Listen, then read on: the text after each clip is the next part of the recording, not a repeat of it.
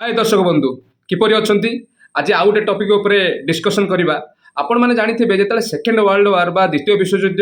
चलता 1939 मसीह 1945 मसीहा पर्यंत तार एपी सेंटर बा मुख्य केन्द्रबिंदु थिला युद्धर यूरोप एवं जर्मानी जिते सबुआडे आक्रमण करुला तापर एलिट पावर आसिक जर्मानी की हरइले से तो समस्त आप जानते किंतु गोटे कंट्री थिला स्विट्जरलैंड तापर कहीं आक्रमण करुनथिले न्यूट्राल कंट्री थिला सेहीपरि एबे आपण माने जानि पारुथिबे पूरा गल्फ वार चलची हरमुज को लेकि अमेरिका ईरान और पूरा दी जन सम्मुखें पूरा पाखापाखि 1.5 मास युद्ध चली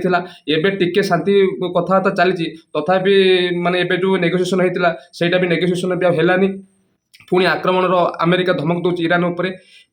साउदी अरब दुबई जो माने माने कतार बाहरीन जो माने पूरा स्ट्रंग थिले पूरा सेफेस्ट थिले कौन प्रकार युद्ध आम उपर हेनी कि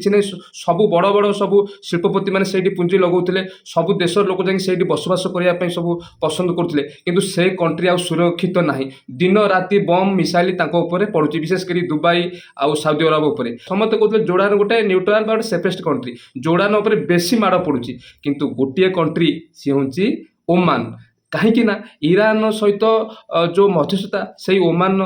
विदेश मंत्री जरिया होता तापर ओमान भी गोटे अमेरिकार किंतु तार स्ट्रंग आलायंस नु कौन प्रकार अमेरिकान घाटी ना देख ओमान केते चालाकि जेते गल्फ कंट्री अच्छी जीसीसी कंट्री अच्छी समस्त माने स्थल भागे देश में अमेरिकान बेस अच्छी माने सामरिक घाटी अच्छी किंतु ओमान जमा के प्रश्रय देनी से ओमान आज सुरक्षित ईरान पाखर भी सुरक्षित अमेरिकार डर ना कि अमेरिकार सामरिक घाटी ओमान पाखे ना एपटे जो यमन हुती माने तरफ भी ओमान प्रति फ्रेंडली से जदि विश्व जदि गल्फ कंट्री बा मिडिल ईस्ट रे निरापद देश आउ सबुठु बर्तमान